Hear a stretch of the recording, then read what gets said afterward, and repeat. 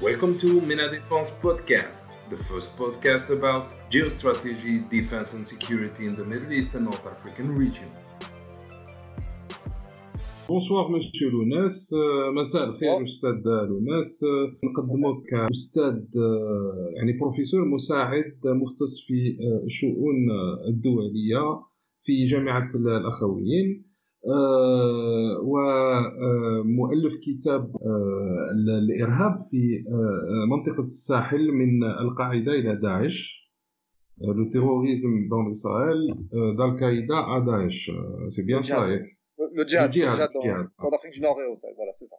Exactement. Donc, الجهاد في شمال أفريقيا والساحل من القاعدة إلى داعش.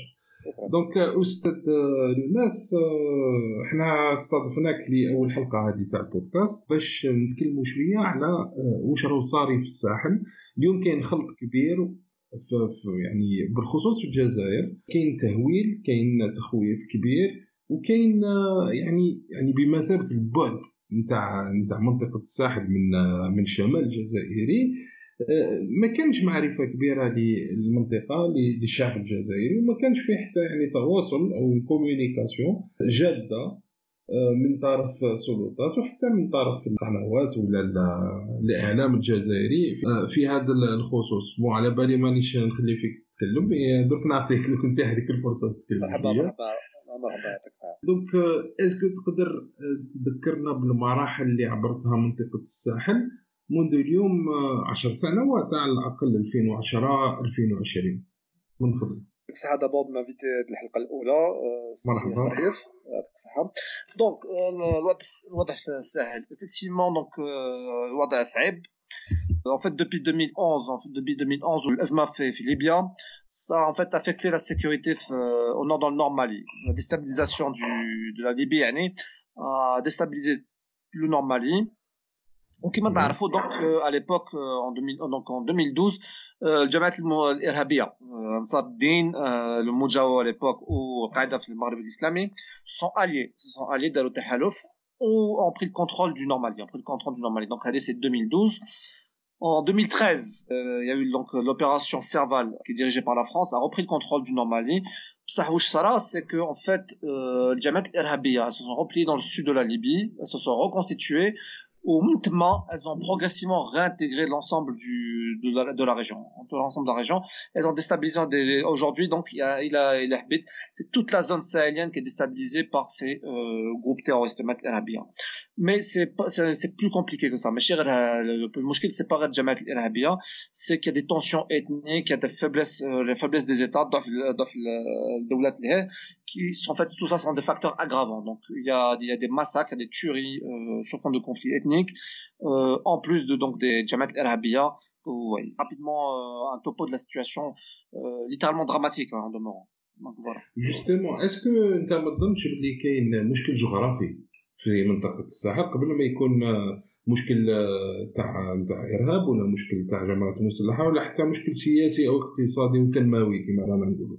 اسكو ما راناش نشوفوا بلي كاين صوت دوريزونتاليتي يعني أفقية في الجغرافيا تاع المنطقة هذه تاع شمال إفريقيا الكبرى، وما كانش ما راناش نشوفوا بلي كاين عزلة ما بين منطقة الساحل و لي كابيتال دونك العواصم تاع هذه الدول. En fait, on dit des États, en fait, qui راك في الخريطة راك تشوف des États.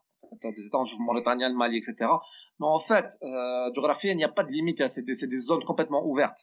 D'accord, il y a une continuité complète entre ces zones-là. Le Sahel, c'est une continuité complète. Il n'y a pas de frontières naturelles. Il y a des qui distinguent réellement chaque État. Donc ça, c'est d'une part. Donc du coup, en fait, vous avez une espèce de fluidité des problèmes. C'est une fluidité complète des problèmes entre ces États-là, si on peut dire. Et des groupes, donc effectivement, il y a tout à fait une horizontalité complète. Tout à fait. Et donc tout ça sur fond qui m'a rappelé les azma siyasiya, azma iqtisadiya, azma ijtimaiya, des conflits ethniques. Donc en fait, باش نكونوا vraiment واضحين, quand on parle de Jamaat al-Irhabiyya, on parle en fait de peut-être 2500 combattants sur une zone qui est 2 fois plus grande que l'Europe. Donc on se rend bien compte rapidement que le mouchkil, c'est pas vraiment ça, c'est beaucoup plus profond et transnational.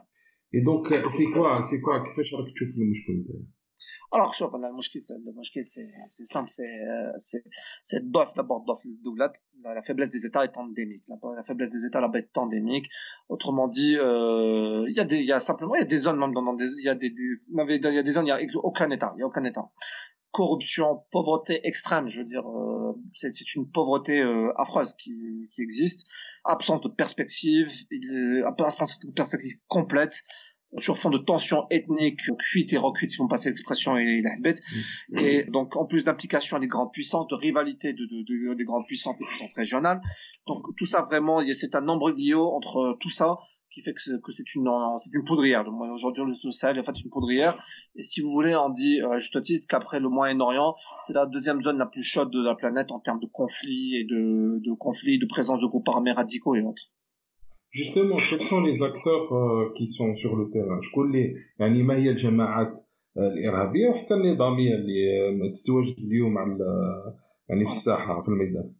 Alors, d'abord, quand on parle de Jamaat al-Irhabiyya, alors, pour Jamaat al-Irhabiyya, alors je parle, donc on a bien sûr Boko Haram, mais ça c'est plus vraiment vers l'est, pardon, du Sahel, mais ils sont très présents. Essentiellement, Jamaat al-Irhabiyya, on a trois groupes. On a Ansar al-Islam, qui est du Burkina Faso, d'accord?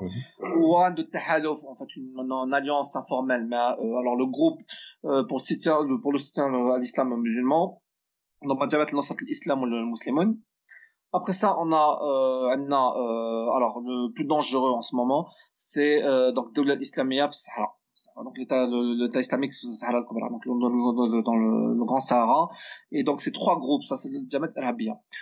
Après ça, ensuite on a les forces armées bien sûr des pays locaux, donc la Mauritanie, le Mali et autres. On a la force Barkhane, l'armée française. Vous avez maintenant en parallèle, ce qui est peu connu, mais qui en fait, toutes les tueries qu'on voit sont en fait liées à des espèces de milices d'autodéfense et autres milices des villages qui sont créées au fur et à mesure de l'affaiblissement des États et de l'incapacité des États à défendre les villageois. Et donc, il y a toutes ces milices. On parle par exemple des Gatia au Mali, mais pas simplement, il y en a plein d'autres d'autodéfense qui soit sont liées indirectement aux États, soit pas du tout liées aux États, et qui sont également en violence. Enfin, finalement, on a des mafias très très puissantes, on a des mafias très très puissantes qui sont également des acteurs fondamentaux de la région. Voilà. Toutes sortes de mafias, pas simplement, quand on parle de mafia, on passe souvent à la drogue, mais vous avez toutes sortes de mafias, hein. C'est vraiment, encore une fois, il faut comprendre que on est dans des régions qui sont extrêmement pauvres, où il n'y a pas de services sociaux, d'étatiques, etc. Et donc, souvent, on parle vous savez, les mafias parfois remplacent l'État, hein, pour fournissent de l'emploi, des revenus, et autres. Donc, on est vraiment, c'est un mélange, c'est une imbrication complète de toutes ces organisations, ces mouvements. On a des trafics de drogue, trafic d'essence, trafic de nourriture, trafic d'armes, trafic humain, par exemple. Et voilà. Donc c'est vraiment c'est une imbrication complète de tous les acteurs les uns contre les autres. Corruption aussi et autres. Donc voilà. C'est vraiment le résumé que je fais. Si vous aussi, il y a encore plus, c'est beaucoup plus compliqué que ça en fait. دونك حنا تكلمنا على لي زاكتور، ما تكلمناش على ان اكتور كبير اللي بالك كان هو لو ديكلونشور تاع الازمه هذه. انت بون تكلمت على ان ديكلونشمون تاع الازمه اللي جا بعد الحرب في ليبيا. على كل حال عندك الحق، هو يعني حرب ليبيا كانت فتيل لاشعال النار في المنطقه. لكن ما تكلمناش على التوارق. Touareg. Alors, Touareg, c'est un problème. En fait, là, bon, Touareg, là, vous touchez le fond du problème. J'ai pris 2011 parce que bon, c'est un point de départ de l'actu actuelle, mais vous avez raison qu'en fait, le problème Touareg, en fait, ne date pas de 2011 ni des années 2000, date des années 60, en fait. C'est même avant, c'est au moment des indépendances. Comme vous le savez, les États ont été mal construits, c'est des États qui ont été construits de manière artificielle, d'une part, et ensuite, le problème Touareg, en fait, c'est un peu comme dans les pays africains, leurs droits n'ont pas été reconnus, les droits les droits, leur culture n'ont pas été vraiment reconnus, notamment au Mali, mais pas simplement, hein, il y a dans tout l'ensemble de la région.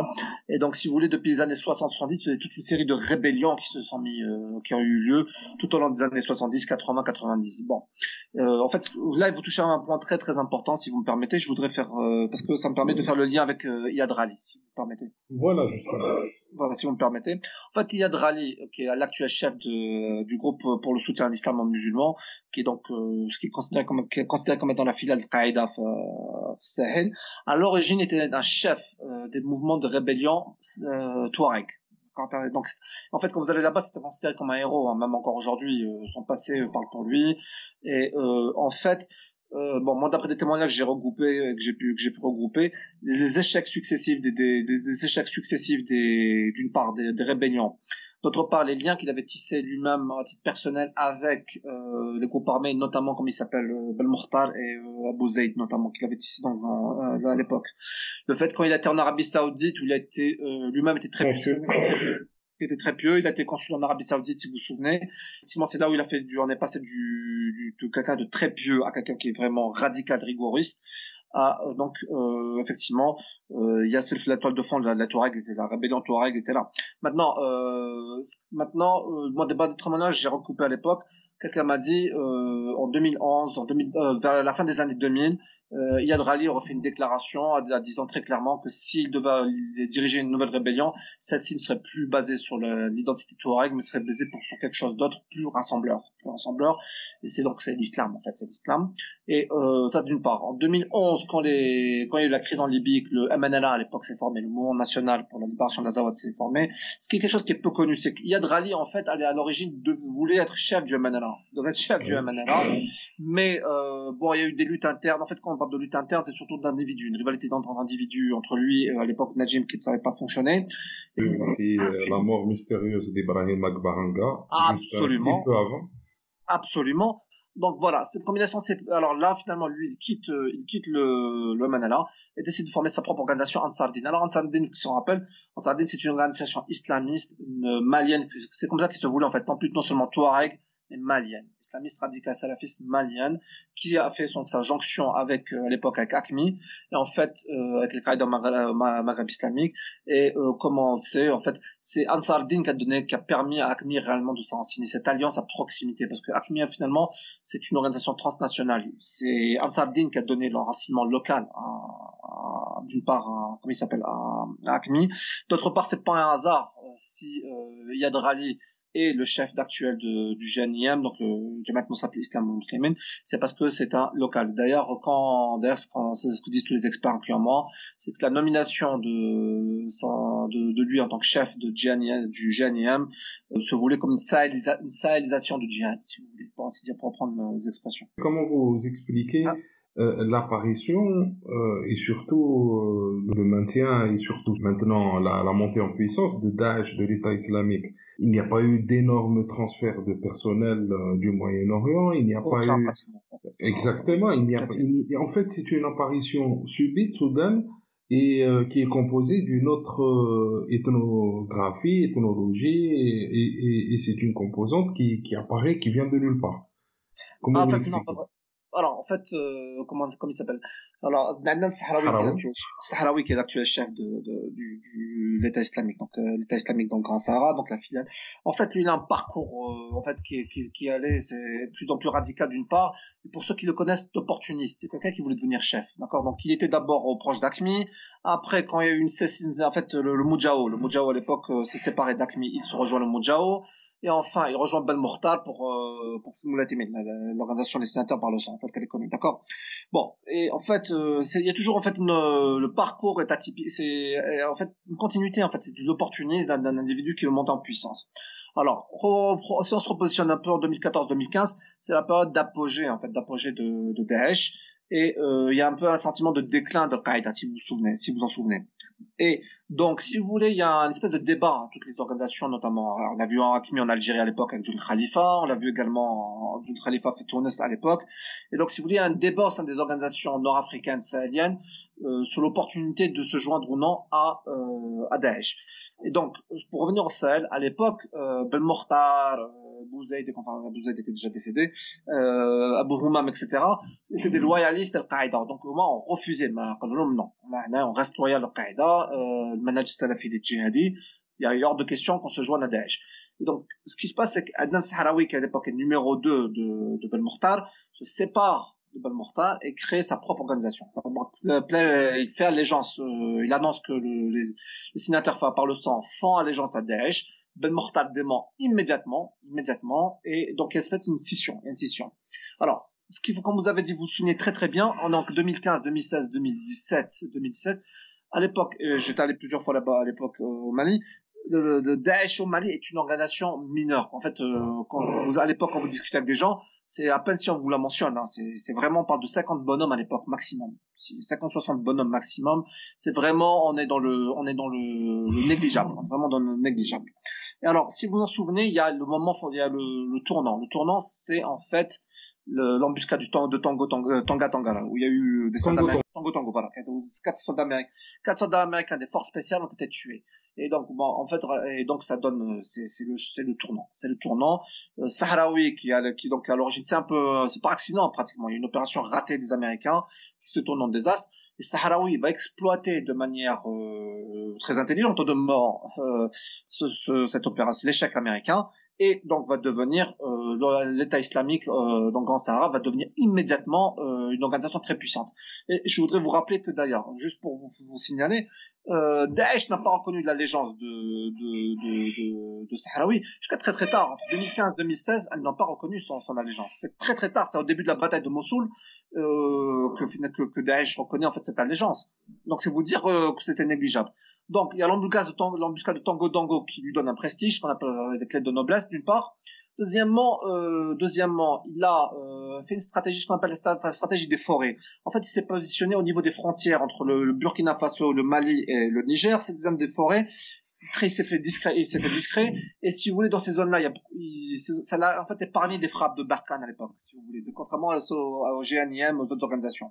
Donc là, il a construit des bases arrières. Il a établi des relations qui est déjà existantes avec les groupes locaux, et notamment donc avec, comme vous avez dit, les ethnies locales dans la région du Souma, du sud, donc le Burkina Faso et autres. Il recrute. Il recrute. Et l'embuscade du Tango lui donne un prestige notamment auprès d'une autre organisation, aux autres organisations. Et vous avez une Katiba, donc une des plus puissantes Katiba qui le rejoint. Une plus puissante Katiba qui le rejoint et qui, donc, lui, finalement, en un an, il devient un acteur très puissant. Mais cependant, il est très actif. En fait, il est très très actif. Mais le plus puissant demeure encore une fois l'organisation d'Iyad Ali. Donc je connais pas exactement les chiffres exacts, mais pour l'État islamique dans le Grand Sahara, on parle d'à peu près 400 hommes. Oui, pour l'embuscade de Tango, il y avait à peu près, selon le relevé américain, il y avait entre 300 et 350 voilà. Djihadistes armés qui ont participé. Juste une question. Donc, si on sait à peu près... juste, si vous me permettez, je vais juste faire un petit point, si je vous me permettez. Alors, juste en fait, il y a eu... Ce que je veux dire, c'est que terminé pour faire l'État islamique dans le Grand Sahara, il y a eu après, donc, il y a eu une tentative de rapprochement entre le GNIM et qui a échoué en 2019. Et là, donc, d'après les dernières informations, apparemment, les deux organisations seraient entrées en mouvement de rivalité de nouveau. Il y a une rivalité qui serait apparue ces derniers mois. Et d'après ce qu'on dit, c'est en fait en partie dû au fait que le GNIM sera entré en négociation avec Bamako éventuellement. Donc voilà, c'est ce que je voulais rapporter comme voilà. Justement, si on connaît un petit peu les finances, le financement, la composition d'Al-Qaïda au Maghreb et dans le Grand Sahara, comment se finance Daesh dans cette région-là, l'État islamique, et qui sont les hommes qui font partie? Là, c'est une vraie question que moi je me pose. Alors bon, écoutez, alors il y a les paiements d'abord. C'est en fait ils s'en mêlent dans les trafics locaux. Il y a beaucoup de trafic, donc nourriture, comme je vous ai pas, donc ils offrent des protections, ils font du transport, donc ça donne un peu, donc ils leur donnent des revenus. Récemment on a parlé donc de leur implication ils font des pressions sur les richesses minières, par exemple, les richesses minières. Il y a également les otages, bon ça c'est plutôt le Qaïda c'est le Qaïda. Ils ont également des revenus, ils ont également des zakats, des prélèvements, ils prélèvent également de l'argent sur donc il y a toutes ces en fait c'est pas une source principale, c'est plusieurs petites sources à droite et à gauche qui pris ensemble leur donnent leur source de revenus. C'est essentiellement sur les trafics, qu'ils font les prélèvements qu'ils font sur le trafic contre protection qu'ils font, notamment donc la zone d'action notamment pour l'État islamique en particulier, le Burkina Faso, la zone les trois frontières, qu'on appelle la zone 3 frontières entre le Burkina Faso, le Niger, le Mali, c'est une zone tampon pour tous les trafics humains, de drogue, nourriture, tout ce que vous voulez. Et donc si vous voulez, là ils ont comment il s'appelle, Al-Sahraoui a lié des liens très anciens d'ailleurs avec les trafiquants dans la région, et donc il il reçoit des dîmes, il reçoit de l'argent d'entre eux, etc. Donc voilà, c'est essentiellement le même sur. Ce qu'on rappelait aussi une chose, c'est que rappelez-vous aussi que ces gens-là ne consomment pas beaucoup d'argent dans leurs dépenses tous les jours. C'est de l'essence, ils ont besoin des armes. Bon, les armes, comme vous savez, les armes ne coûtent pas très cher non plus. Une arme coûte plus de $200, une Kalachnikov, bon, des essences. C'est pas leur consommation d'argent n'est pas énorme non plus. Donc voilà. Et quelle lecture vous faites de la menace d'attentat qui avait eu lieu fin décembre, qui a duré jusqu'au début janvier sur Tindouf et sur les camps sahraouis, donc contre des ressortissants espagnols, et qui a été suivi par une embuscade sur la frontière entre le Mali et la Mauritanie. Bon, là, vous savez, ça, on est dans la continuité des combats, l'extension des combats, c'est une zone ouverte. Pour moi, je vois ça dans la continuité, notamment de l'État islamique qui essaie de se renforcer. Là, pour moi, il y a une continuité. Ils sont en train ils montrent qu'ils peuvent frapper partout quand ils veulent, comme ils veulent. D'autant plus que je vous rappelle qu'il y a eu, récemment, il y a eu Macron en France, etc., qui, sous l'envoi de renforts, le déclenchement d'opérations et autres. Donc, c'est aussi pour dire, on est toujours là et on frappe comme on veut, quand on veut. Si vous regardez la frontière mauritanienne, en fait, d'abord, la frontière mauritanienne, ça fait longtemps qu'on n'avait pas été touché, si vous regardez bien. Et, en fait, elle était considérée comme relativement sécurisée aussi. Donc là, c'est pour dire, pour moi, enfin, je l'interprète comme étant, on peut frapper comme on veut, quand on veut, où on veut. Voilà. Et aussi loin que la frontière mauritanienne. Alors que si vous regardez, c'est quand même très très loin, hein, très très loin de leur zone habituelle d'attaque.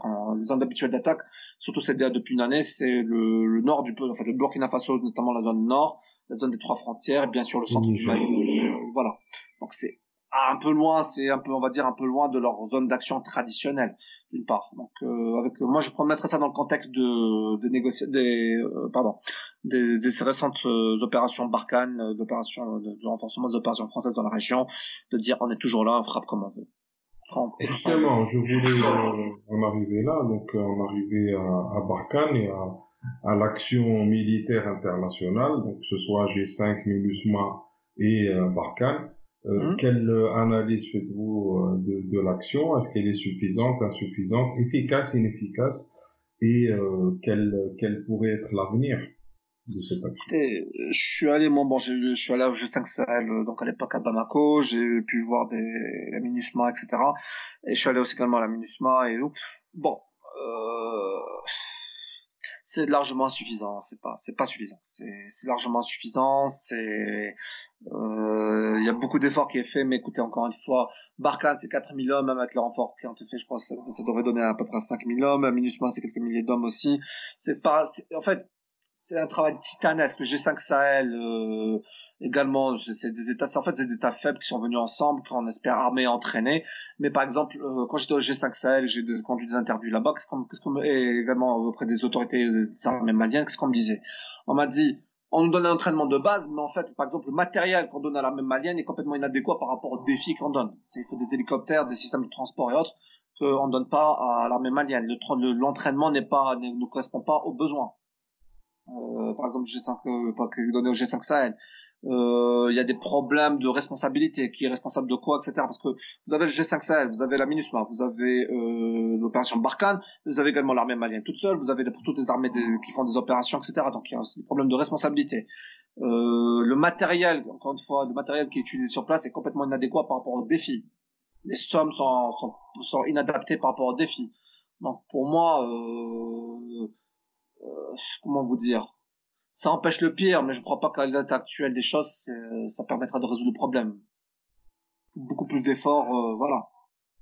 Bon, on a aussi un problème de mandat, hein, je parle de la MINUSMA, ils sont pas sous chapitre 7, ils n'ont pas, ils ne peuvent pas, donc, avoir être agressifs, donc, poursuivre les terroristes, etc. Tout à fait, effectivement, vous avez raison de mentionner ça, ça m'a échappé, donc, oui, tout à fait, absolument.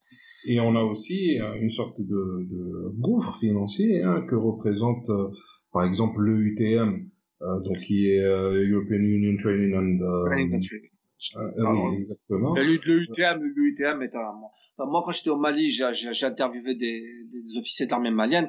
C'était très critique de l'UTM. Hein. C'est notamment, par exemple, cette histoire on parle de l'entraînement qui n'a rien à voir avec les besoins, le matériel qui n'a rien à voir avec les besoins.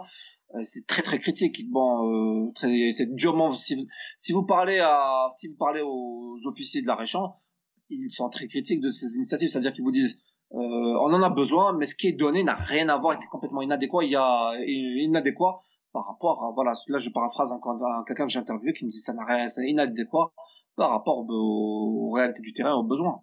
L'UITM est un exemple, l'UITM est un exemple parmi d'autres. D'ailleurs même les officiels algériens étaient critiques de l'UITM par rapport à son efficacité, pour être tout à fait clair. Donc, vous venez de dire le mot magique qu'on a essayé d'éviter depuis le début, algérien. Oui. Justement, on a parlé de tout sauf de l'Algérie. Quel est le rôle de l'Algérie? Quel pourrait être le rôle de l'Algérie? Est-ce que l'absence de l'Algérie du conflit n'est pas n'alimente pas la crise? Quel avenir quel rôle pourrait jouer l'Algérie à l'avenir? Bon, l'Algérie, d'abord, pour être tout à fait clair, est un acteur majeur. Hein. C'est peut-être quand vous allez là, quand vous analysez les puissances régionales, l'Algérie c'est aux mêmes qualités que la France, peut-être même plus importante, plus important. Donc non, l'Algérie est un acteur incontournable.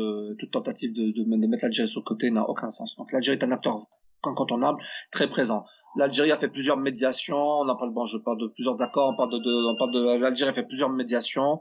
Elle a fait plusieurs, on parle de 2013, 2015 notamment. L'Algérie est présente discrètement et aussi là-bas sur place. Donc quand il y a des formations, on le voit pas beaucoup. Par exemple, moi quand j'étais en 2017 ou en 2018, je me rappelle par exemple qu'il y avait des délégations de l'armée algérienne qui étaient venues, qui avaient donc qui passaient à la télévision malienne. On voyait par exemple des entraînements, des formations, etc. Donc là, l'Algérie est présente. Maintenant, comme vous dites, là, le problème de l'Algérie, c'est que diplomatiquement, il n'y a plus de grande initiative depuis 2015. Elle n'a pas joué le rôle qu'elle aurait dû jouer dû à des conditions, la situation interne de l'Algérie, comme vous le savez. Bon, ça c'est d'une part. Deuxièmement, un des problèmes là-bas, c'est que là, la vision qu'a l'Algérie du problème malien était jusqu'à il y a quelques mois très différente de celle qu'avait Paris. D'accord? Donc Paris, qu'est-ce qu'on veut dire? C'est que Paris, comme vous le savez, Paris avait mis l'emphase sur les opérations militaires, sur la lutte antiterroriste, en tant que telle, pour régler le problème, donc sur l'aspect militaire de la lutte antiterroriste. Alger, pour sa part, en fait, prenait un dialogue, c'est-à-dire Alger considère que le problème malien est complexe, considère qu'il y a, notamment dans le problème Touareg, il y a des demandes légitimes, il y a des légitimes que les rébellions Touareg et autres que doivent être satisfaites, d'accord, doivent être satisfaites. Et d'une part, elle considère par exemple également que Iyad Rali est un acteur donc malien dont les principales raisons de ses rébellions, de son action, sont pas réellement des motivations idéologiques Al-Qaïda et autres, mais simplement sont dues à des dynamiques internes. Par conséquent, Alger prenait un dialogue inclusif avec l'ensemble des acteurs, un peu avec l'ensemble des acteurs de la crise malienne. L'idée étant que il y a des acteurs maliens qui ont des demandes légitimes, puis si on les satisfait ces demandes, on pourra les séparer des groupes terroristes djihadistes, et à ce moment-là, donc sans soutien de ces acteurs locaux maliens, les groupes djihadistes ne seront plus en mesure d'être actifs, et par conséquent donc pourront être plus facilement éliminés. Donc c'est vrai, en fait, l'idée d'Alger, c'est de désimbriquer les acteurs maliens des acteurs transnationaux. Quand vous parlez des officiels algériens, c'est ce qu'ils vous disent, d'accord? Sauf que Bamako, jusqu'à récemment, Paris ne voulait pas faire ça. Maintenant, Bamako et puis Paris finalement aussi, semble avoir compris que c'était ce qu'il fallait faire, puisqu'on le sait maintenant depuis plusieurs mois, en fait, même avant, des contacts avaient été établis avec des groupes armés, maintenant avec les djihadistes du GNIM et donc Amadou Koufa. Et donc là, maintenant, il y a des négociations formelles qui sont faites avec Amadou Koufa et Iyad Rali. Et donc c'est un peu, si vous voulez, ce que disait Alger, c'est il faut faire ça. Il faut tout faire pour couper les groupes transnationaux de leurs soutiens locaux de la population. Donc voilà. Bon, maintenant, d'une part, bon, maintenant la situation, disons domestique en Algérie, euh, on va dire se stabiliser, je ne sais pas si c'est le bon mot, mais entre les nouvelles autorités algériennes, en tout cas, envoyé des signaux partout dans la région, que l'Algérie maintenant de retour, elle veut jouer son rôle. On l'a vu en Libye, récemment, et on a des échos similaires sur le Mali. Donc l'Algérie veut à nouveau donc investir la scène malienne. Je crois qu'elle a un rôle majeur. Elle a des contacts avec des contacts extrêmement anciens et profonds avec l'ensemble, hein, je veux dire, parce que l'ensemble des acteurs maliens, elle connaît extrêmement bien le dossier, peut-être même c'est le pays qui connaît mieux le dossier, et je crois qu'elle a des atouts majeurs à jouer sur cette question-là. Justement, est-ce que vous pensez que une des solutions serait de réactiver le CEMOC, par exemple? Écoutez, est-ce que si vous me permettez d'être critique? Bien sûr. Alors, si vous me permettez d'être critique, je crois que le CEMOC, pour moi, je crois que l'ensemble du truc a été une coquille vide, n'a jamais fonctionné. Jamais fonctionné, le CEMOC. Enfin, je veux dire, en fait, si on se rappelle en 2008 quand il a été créé, c'est qu'il devait organiser des manœuvres militaires, renforcer la coopération ensemble. Si on regardait le mandat, en fait, c'est lui le CEMOC aurait pu, s'il avait existé, aurait pu jouer un rôle majeur dès 2011. Donc, pour moi, le CEMOC n'a jamais, il y a eu, le CEMOC n'a jamais réellement existé.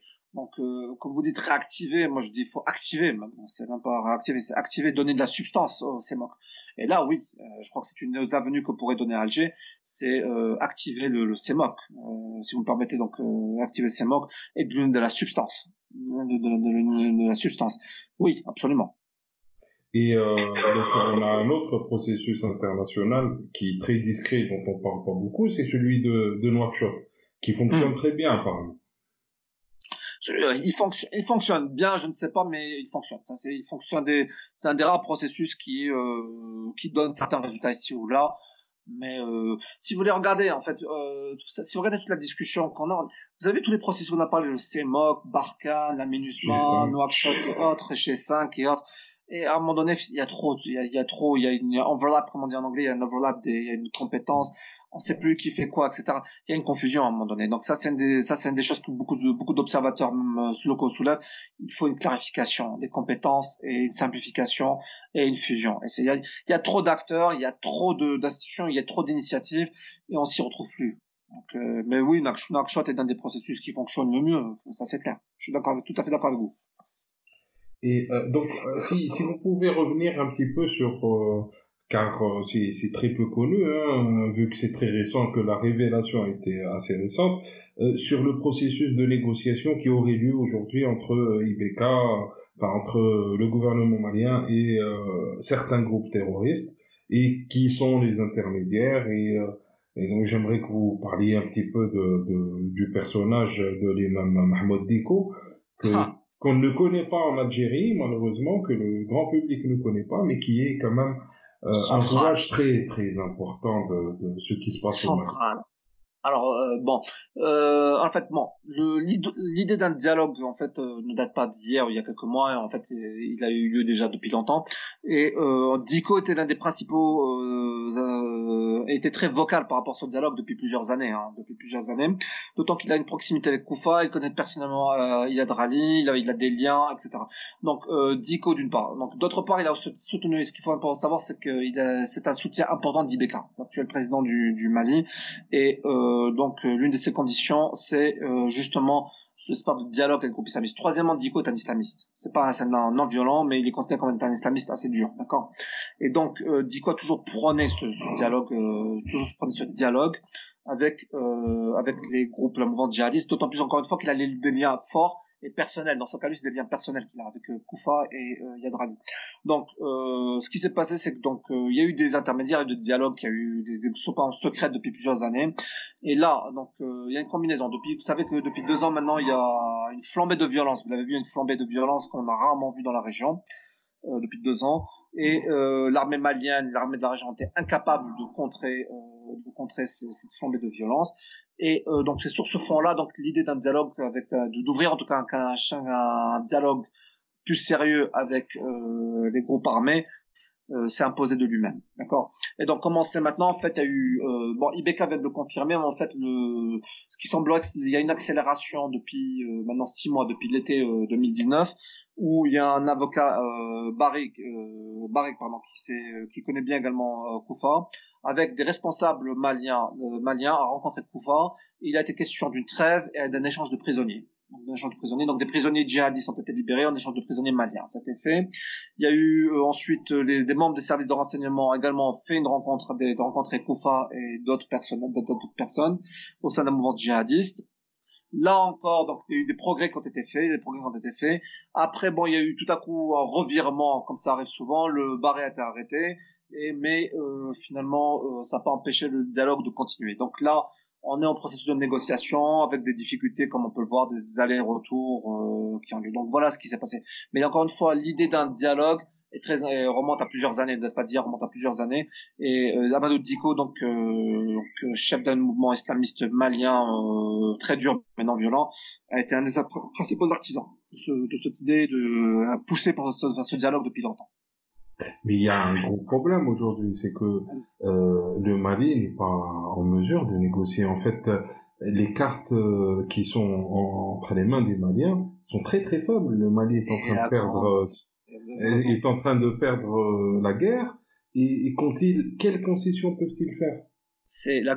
Vous avez raison, c'est la grande question c'est justement, c'est ce que disent, qu'est-ce qu'il y a à négocier, qu'est-ce que les groupes djihadistes, peuvent négocier. C'est-à-dire qu'encore une fois, comme vous dites vous-même, ils sont en position de force. Ils sont en position de force. On voit l'armée malienne évacuer certaines positions, être incapable de défendre, être complètement dépassée. Vous l'avez vu moi, elle est complètement dépassée par les événements. Elle est entrée à Kidal vient d'entrer à Kidal après presque 9 ans d'absence, et simplement après des négociations avec les groupes locaux. Donc, ça vous donne un état de la situation. Donc, je suis tout à fait d'accord avec vous. Qu'est-ce qu'il y a à négocier? Bon,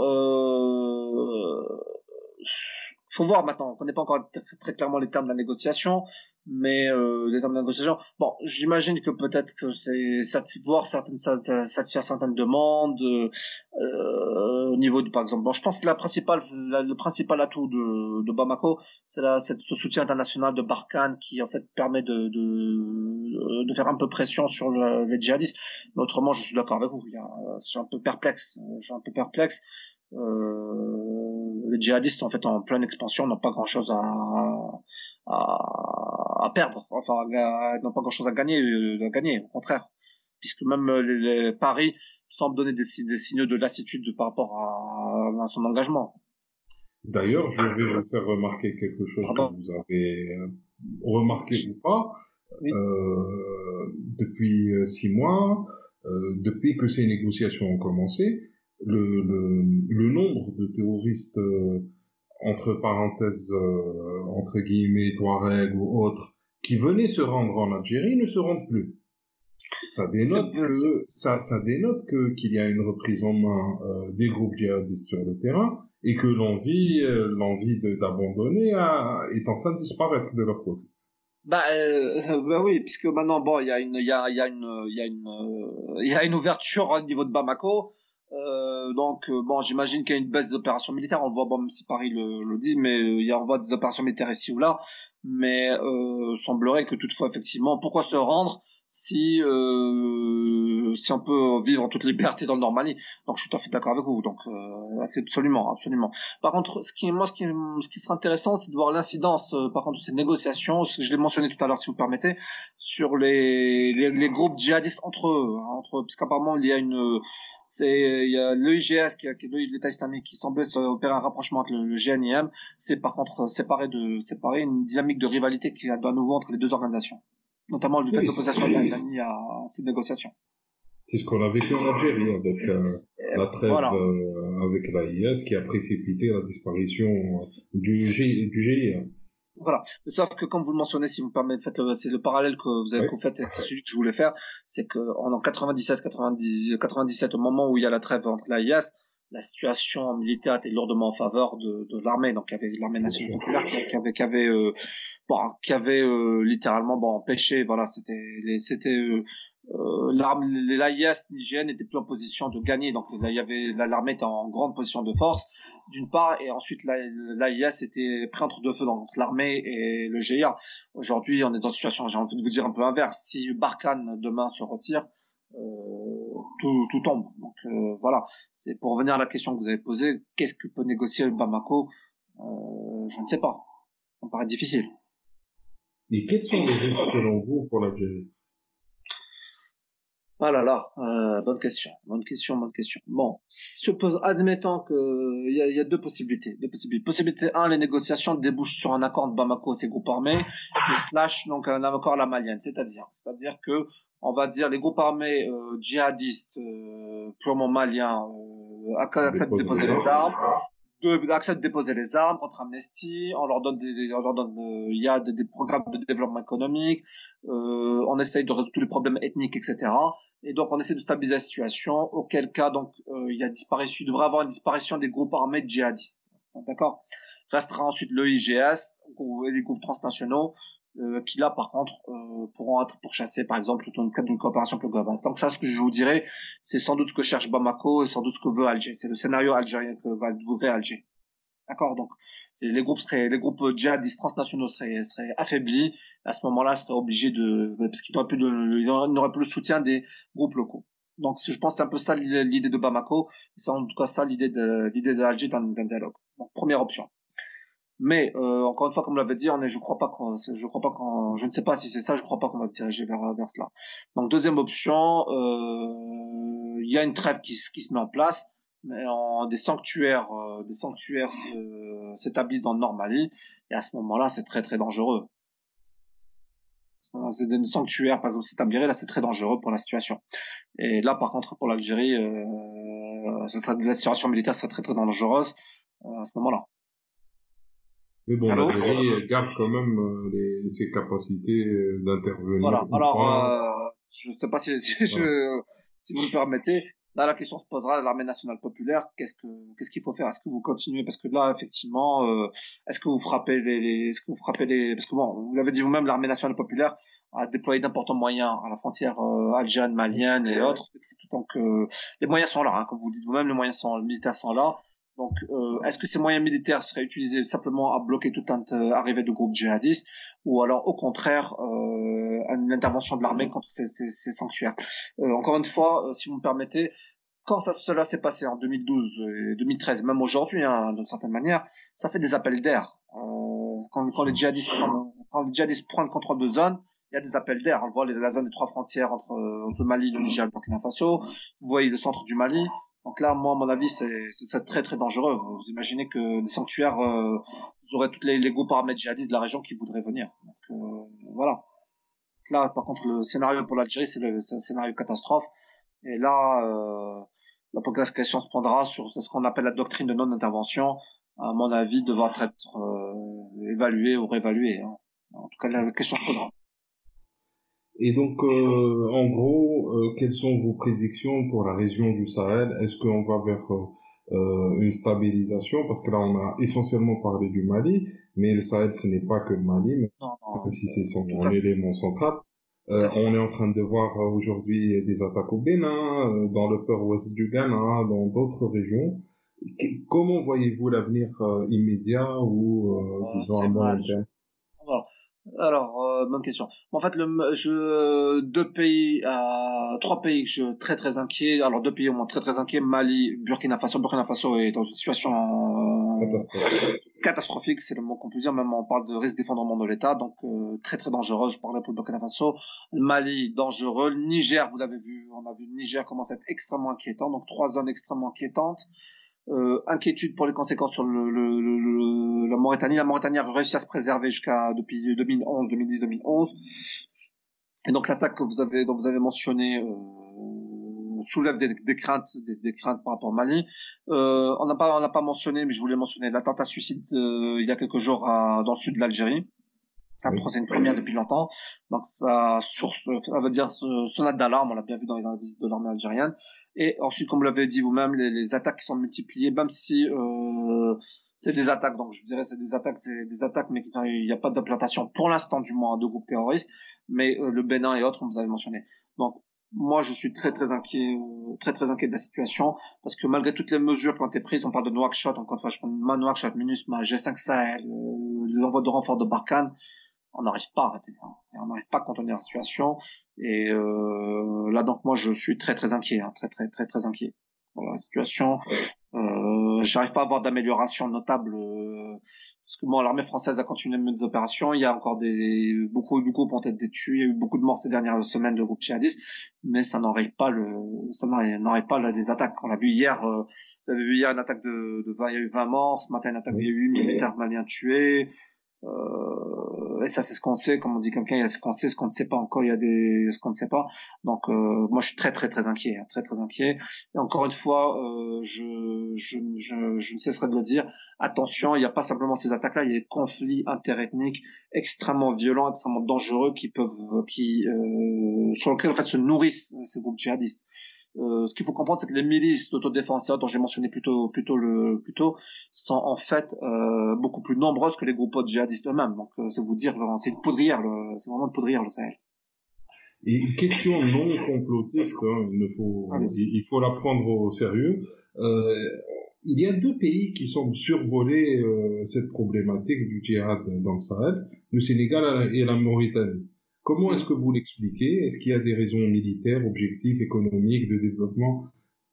Pourquoi ou comment et par quelle chance? Je m'excuse, survoler. J'ai pas entendu ça. Ah oui, survole cette problématique de djihadisme dans la région.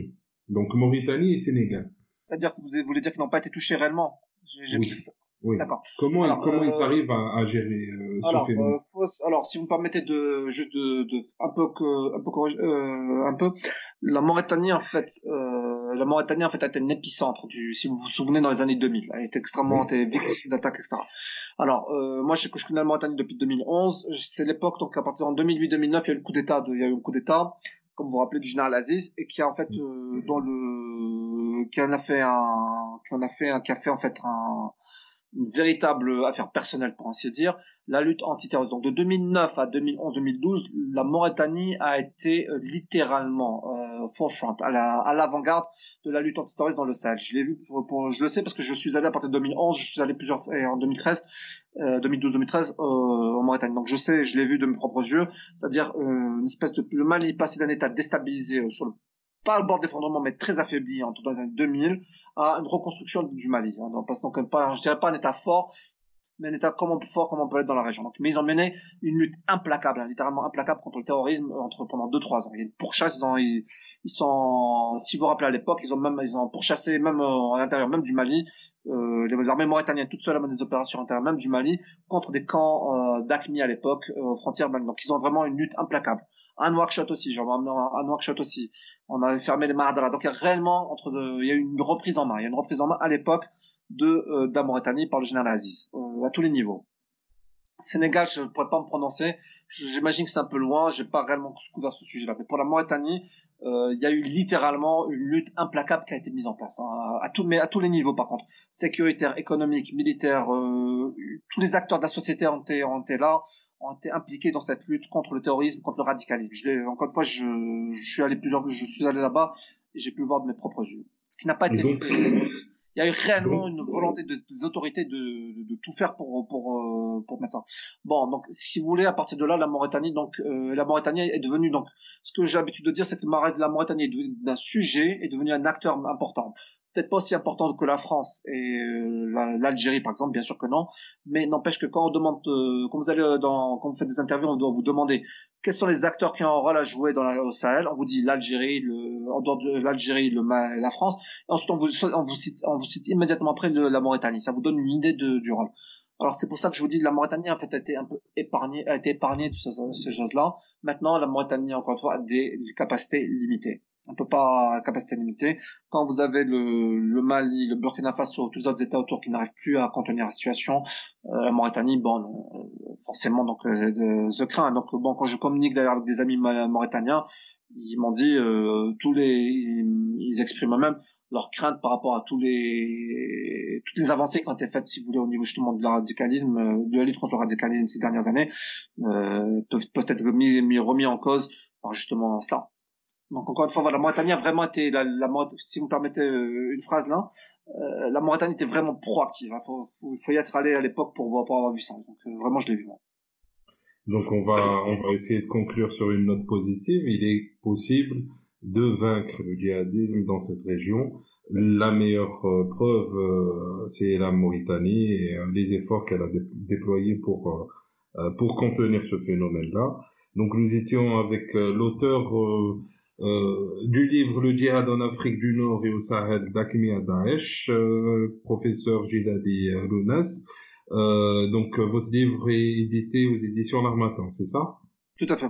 Les éditions de la Fondation pour la recherche stratégique L'Harmattan.